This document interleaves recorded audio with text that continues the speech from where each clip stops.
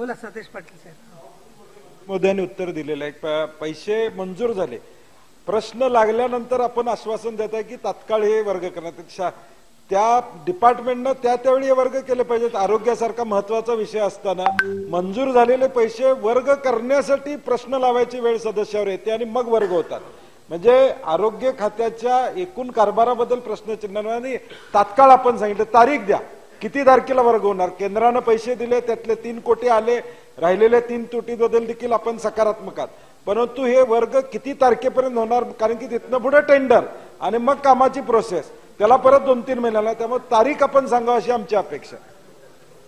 सभापती महोदय, मला असं वाटतं की काम हे पूर्वीचंच आहे.